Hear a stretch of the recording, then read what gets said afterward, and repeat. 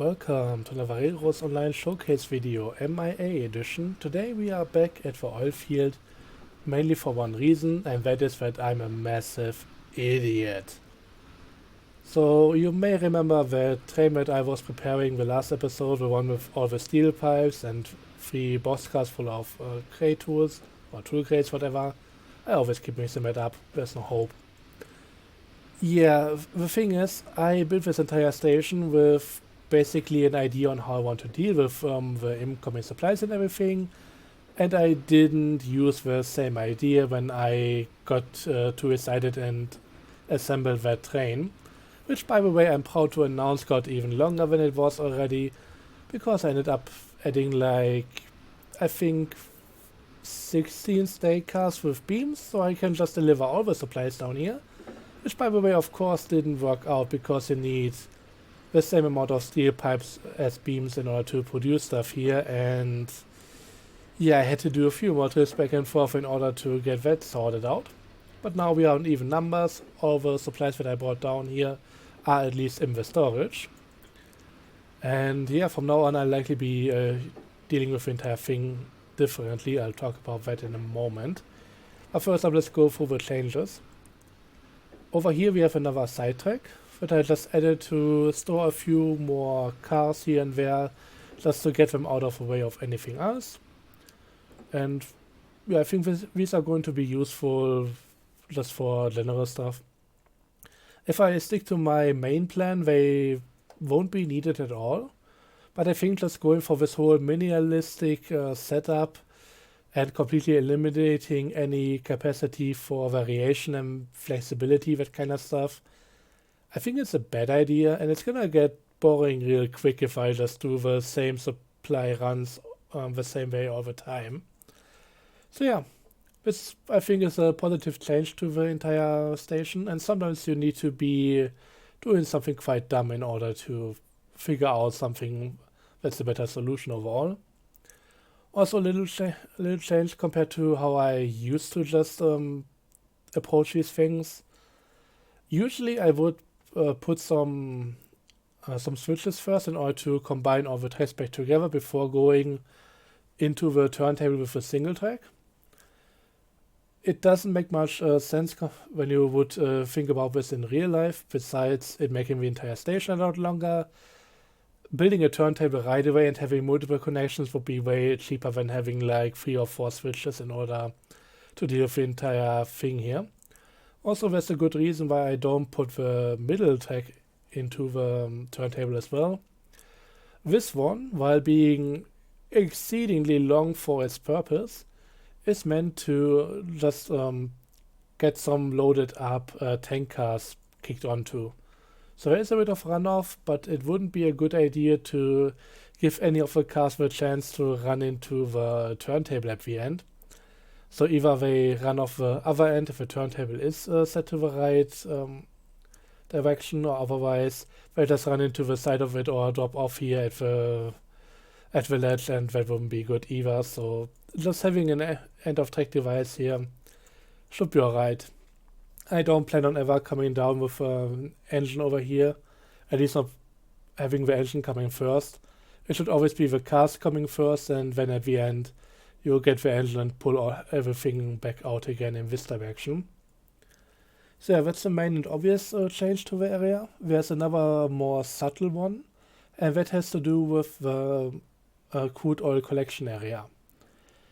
I tried really hard to get the distance of the trace to the center correct, so I can put 2 of the tanker cars on either side and have the spout go right into the inlet on the top. That wasn't all that easy, but I think I managed to make a bit of a mess of it, but it works in the end. Maybe I'll clean this up a bit. I don't like how the track goes a bit wobbly over here. That's definitely not intended. But right now at least the distances work, and I had to rebuild this a lot of times, so I ended up eventually not dealing with all the other stuff attached to it. But yeah, the distances are working now, so a bit of cleanup and it should be good. Another more massive change that I'm considering here, lining up the stuff is a bit difficult because the inlet area on top of the tank cars is not necessarily all that wide. So I'm considering to maybe have a switch on both sides, and if you go straight, you would go just straight into an end of track device. So you can just go in with a decent amount of speed and put the cars towards the end of track device in order to line them up with the spouts, and then everything should work. And once they are all filled up, you only need to get them pulled back a little bit, turn the switch, and then go on to the actual track where they will be collected for later.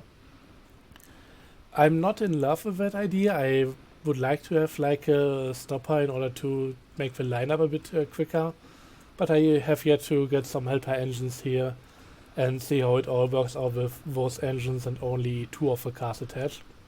It's definitely a lot more hassle if you have like 6 of the tank cars attached to the engine at the same time. But maybe with 2 of them it could be alright. Ideally I would like to have like a temporary stopping device here, but I don't think that would be all that realistic.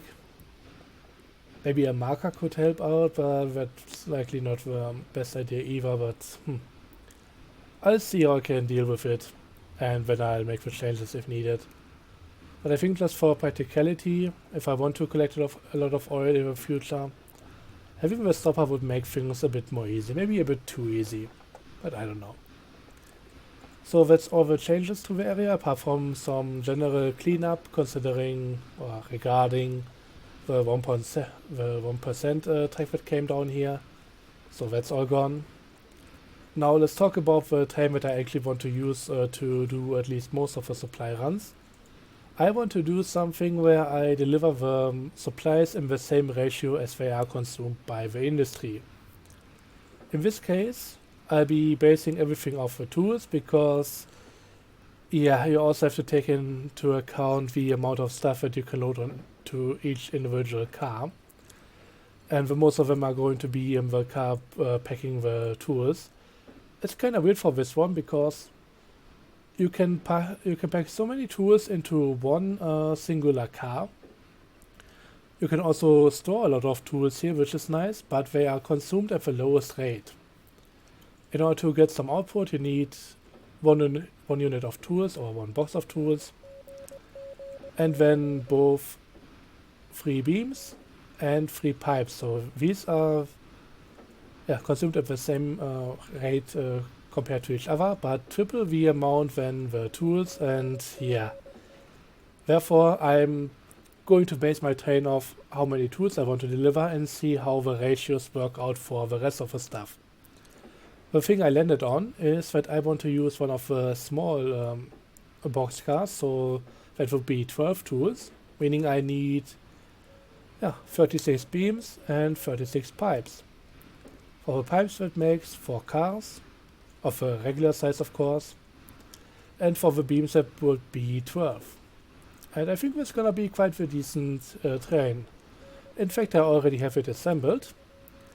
Like someone would say in a cooking show, I have something prepared for you.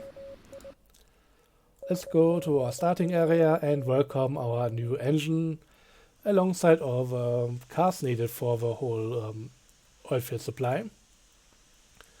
The new engine, of course, being a Glenbrook, which is one that I wanted to get for quite a while, but I've been slacking on the whole engine game in this playthrough for some reason, I don't know. I always get a lot of rolling stock, but didn't bother too much with engines. And this one is quite a useful one. First up, it's a natural wood burner, so it burns wood not only in the game, but also in real life. Unlike a lot of other engines that actually burn wood in the game here. It's a pretty quick one. Has a decent amount of power. It's about the same amount of, what was it, pound-foot, whatever, Newton meters, as the, what was the other one, the radius, the 10 mile I mean. So that's more or less a replacement that should be a bit quicker on its feet. And I already tried out a few things here and there, and it's so nice. Also, I just love the interior over here. Just the fact that I don't know if you should call it cockpit for a train. That's the area where you can stand in and use the entire thing. You're not squeezed to the side of a boiler like in so many other engines. You can actually stand right behind it, look out front, even though there isn't too much to see here, and just get all the stuff without being so claustrophobic about everything. If you were to like operate the entire engine with multiple people in real life, I think this would be kind of a downside because you would always be in the way of firemen. So if you just want to do something with a regulator or pull the brakes or something, you have to stand over here. Maybe sit on my side, but it's kind of not so great for the firemen. So I guess for general purpose, the other layouts are better.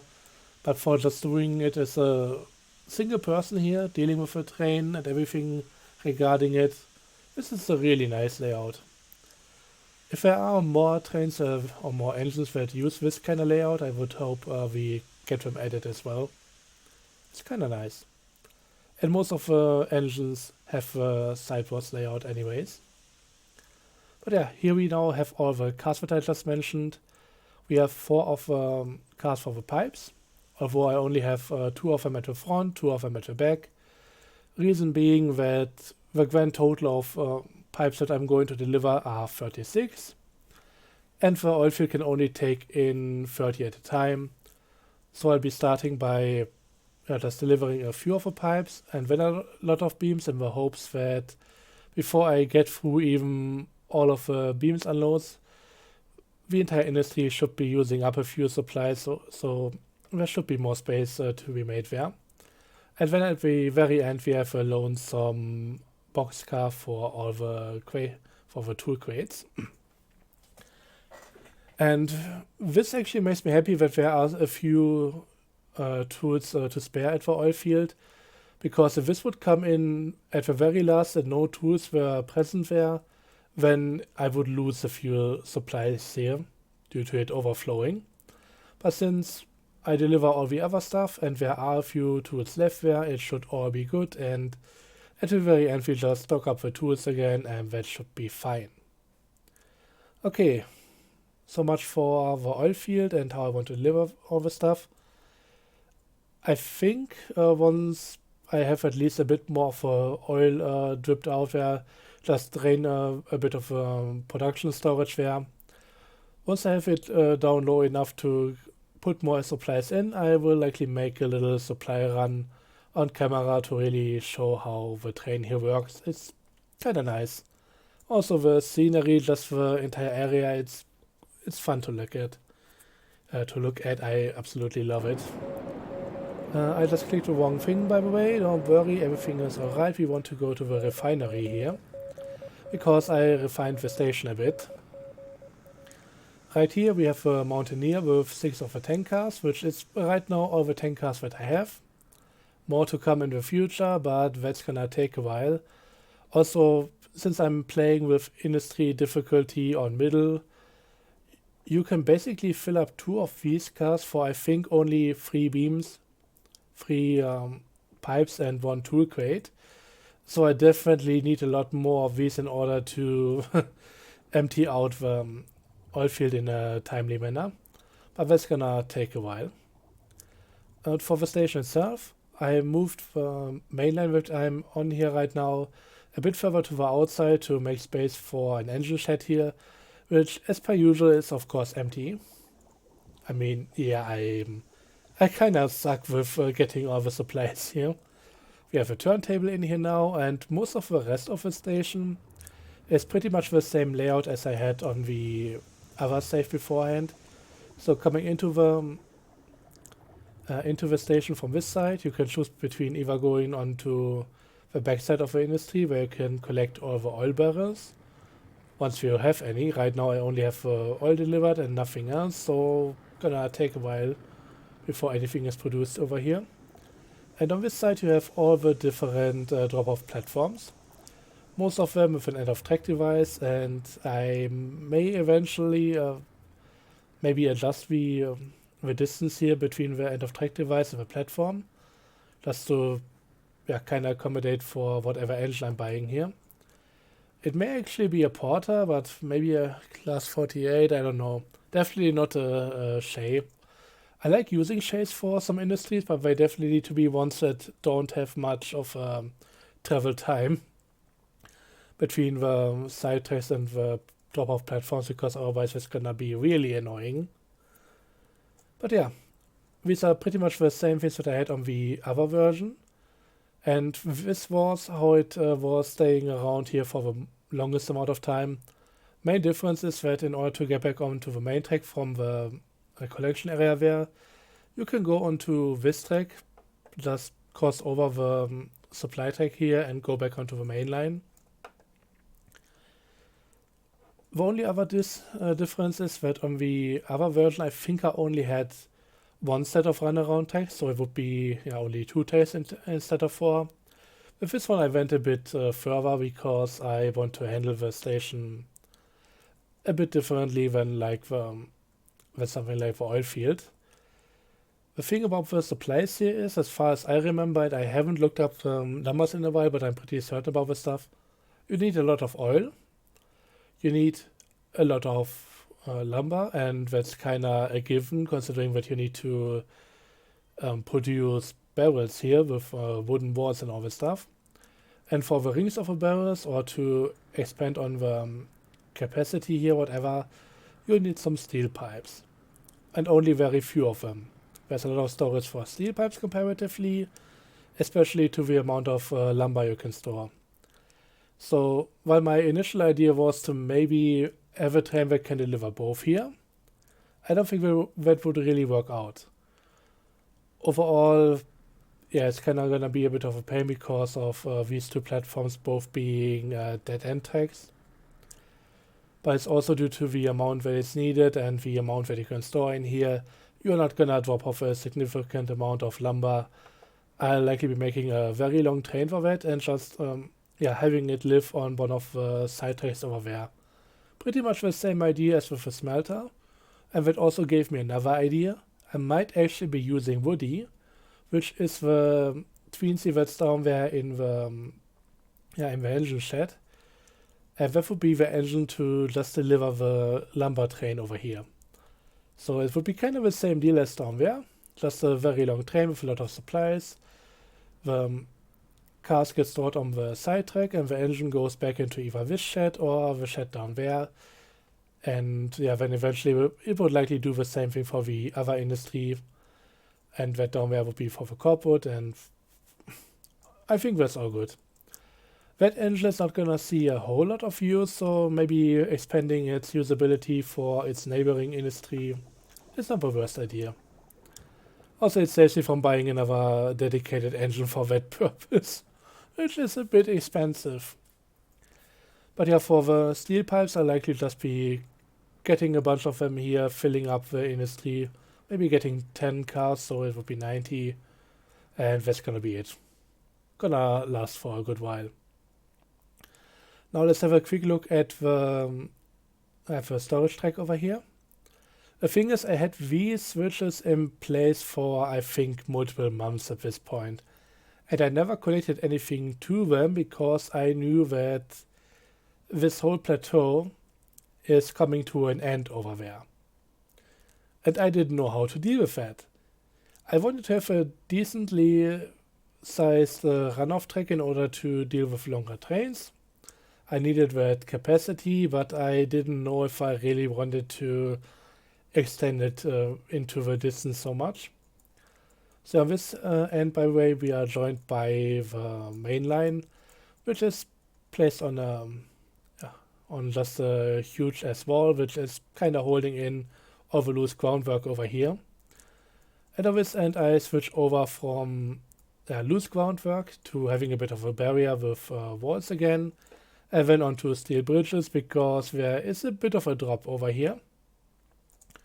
Maybe let's get rid of a train. And how long has that switch notification been there? Let's get rid of it as well. But yeah, this place down here looking kind of funny. There's a lot of struts going on. But if I can actually make my way out of this hellhole, it's kind of funny. Other option would have been to also fill in the entire thing. I didn't like that idea too much. Would have been an option, but this is fine. Let me know what you think about it. So on this end, we just have both of the ending switches for the areas.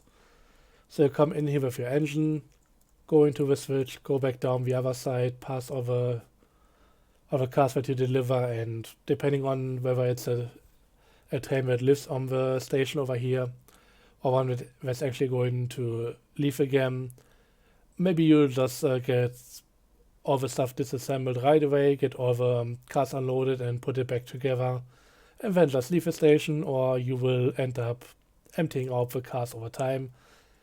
And now working on the entire thing, I think I made a bit of overkill once I was at it. I didn't know if I could get all the 4 tracks around the corner here, but it ended up working. Maybe I should have cut these to a bit shorter. I don't think the trains delivering the empty cars to collect all the oil barrels or the other resources really need anything that long. Maybe a bit of a different story for the lumber, but then again, there's always the question on, can I even get it up here? And that's another thing that I should have mentioned down here at the oil field. The main reason why I put it into this location when I built this moved industries around map, or short M.I.A, as I mentioned at the start of every video. This oil field is here for one reason, and that is due to the tanker cars being, I think, some of the heaviest in the game. So yeah, filling them up down here and getting them all the way up into the mountains where the coal mine is in the original location map. That's a bit of a tall task, and I think for the last area that you need to go to is actually a quite fitting one. So yeah, this is here as a challenge. Imagine that for the last some industries. And yeah, I was always a bit dissatisfied with how the original map set it up, with all of the industries just being in one place, just next to our neighbors with last 3 ones. Although, to be fair, the refinery is still on a bit of a plateau, but nothing like this. But yeah, that's gonna be it for this video. Thanks for watching. Another thing though that I should maybe mention about the series as a whole, I still have to make a few more stations, and I mean train yards with it. I have to refine the train yard that's all the way up here. I haven't forgotten about that. I somehow managed to get all the different industries connected to and set up without ever building a decent station in this area, so that definitely has to be remedied, but I don't have a solid plan for this. It's gonna happen at some point, but I think just from generally working up the whole stuff, a lot of it is in a decent place right now. There are still a lot of things that I can do to different stations. Maybe I want to actually switch up some of the stuff that I do at one of the logging camps, because right now they are both set up the exact same way, and that's not necessarily all that fun. So maybe I want to do something different at one of the stations compared to the other.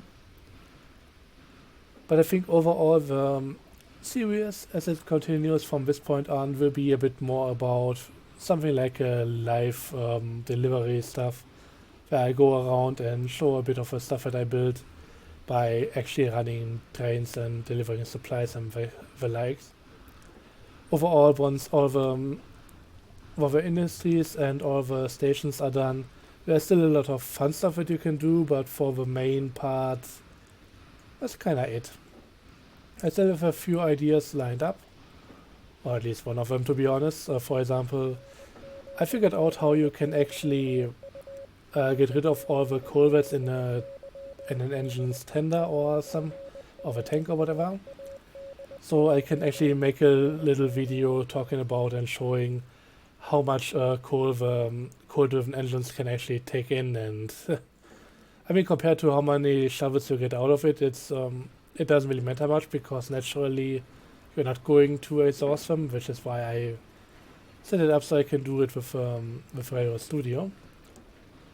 But this is gonna be for another video. We are going to see about that. Let me know if you're interested in that kind of stuff. But other than that, that's it for this video, and the next one is likely going to be a supply run to this area. We'll see.